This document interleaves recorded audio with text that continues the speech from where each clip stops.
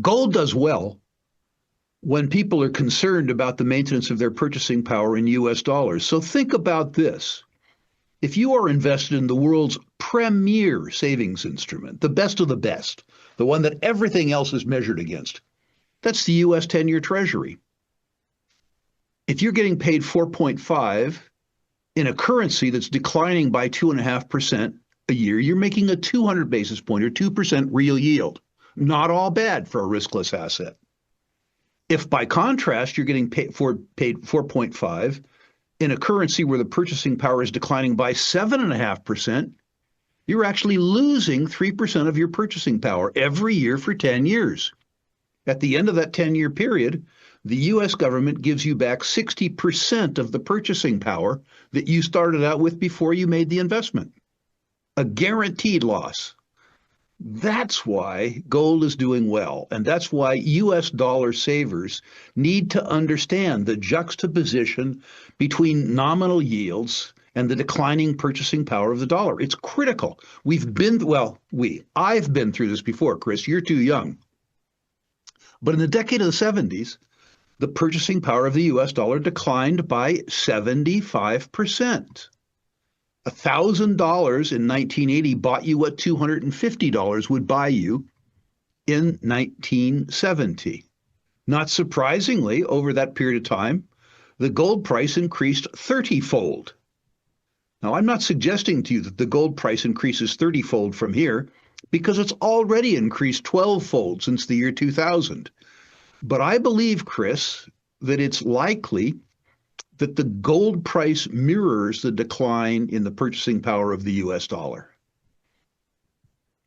Yeah, and I agree, especially with many things you said there, but especially when you point out, well, if your yield on the Treasury is 4.5 and inflation 7.5, suppose that's the same thing I was getting at when I said, at some point, does it become non-functional? Especially, I had to chuckle last week when Trump was in the middle of calling Jerome Powell a numbskull. He mentioned a couple of times and said inflation's under control, there's no inflation. Yet that's even with the oil price coming down $20 over the past couple months. And still all of the government inflation metrics are still already past the 2% mandate, let alone a real metric, as you mentioned. So go ahead. Mr. Trump doesn't do budgets well. It's not his long suit. He's aptly suited to being a politician. None of them seem to do budgets. I mean, they get the expenditure part right. The most recent Trump budget lets you know where his real priorities are. He took off the spending cap.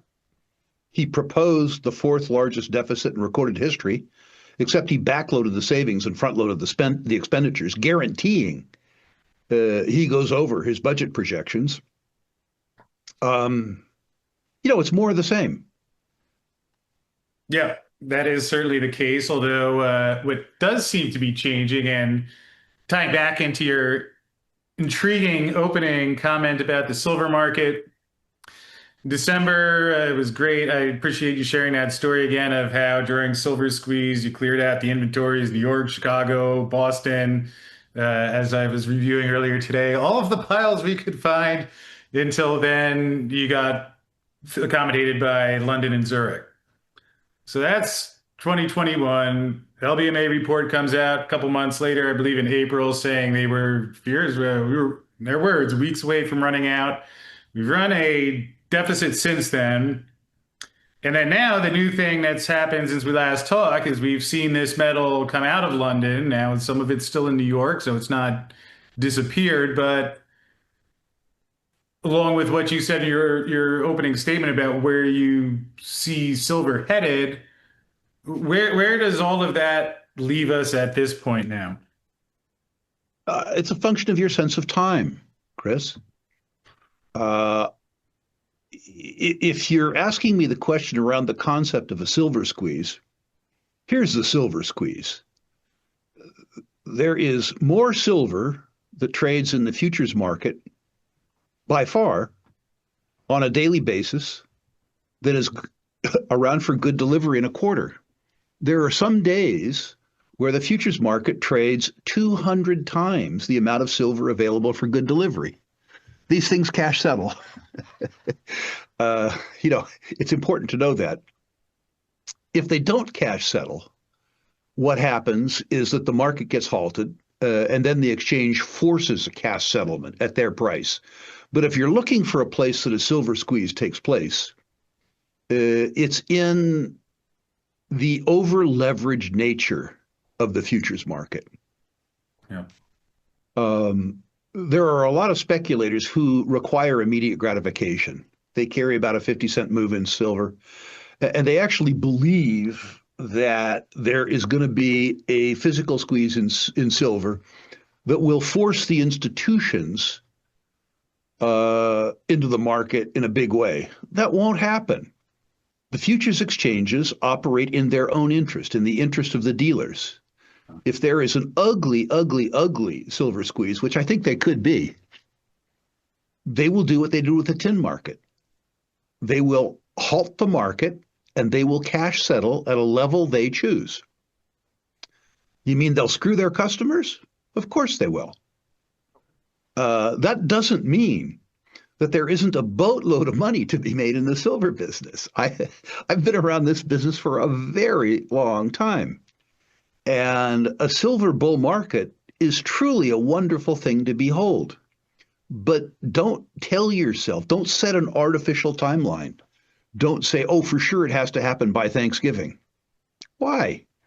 The silver market doesn't care about your time preference at all. The silver market doesn't care about the stop date, the start date. They don't care. But in my experience, I've been through 3 silver bull markets.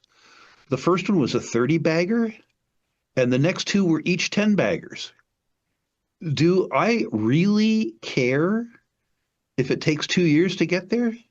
3 years to get there? Put any discount you want in terms of the time value of money. Never mind a 10-bagger. A 3-bagger pays you a lot of rent. Yeah. And I think it's a probability as opposed to a possibility that we get a silver bull market, a silver breakout. Yeah, and I certainly agree with what you said about the timing there. And I think, fortunately, I can say I learned that one back in the teens. So I got a decade. Like I've learned that, the first couple of years before that were a little painful. Although, Rick, we just got the recent silver report, World Silver Survey. They showed 150 to 200 million ounce deficit, depending on if you include ETFs. Something I've been wondering about, let's say that there was some scenario where silver price goes to $50 or $60 in some manner that all the pools of capital and entrepreneurs and mining executives are not thinking, all right, it's going to go back down. But somehow, I don't know what scenario that could be. Let's assume it gets to that level and they think it's going to stay there. How much production do you think could be turned on just by the higher price alone? We'll leave aside the time gap, but functionally none. Silver mines are a fairly small component to silver production. Right. The lowest cost production of silver is as an adjunct of mining for other metals. And it's important to remember in terms of the cost structure that silver miners pay to mine silver, but copper miners don't. They get it effectively for free out of the product stream. The other thing is that we do not now know, and we have never known, what the above ground supplies of silver are. What we do know is that high silver prices that are sustained brings that supply out.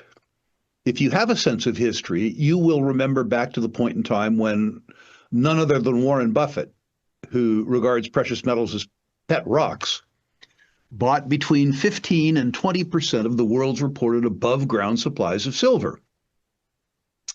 And that imprimatur caused the silver market to go absolutely crazy. And 8, 9, 12, 15 months, something like that, all of a sudden the market got whacked. And of course, the precious metals guys said, oh, conspiracy, right? The banks or the international Jewish conspiracy or some, trilateral commission. That's not what happened. What happened was that India had a bad harvest or something like that. The silver price doubled in US dollar terms, and the rupiah fell by half against the US dollar.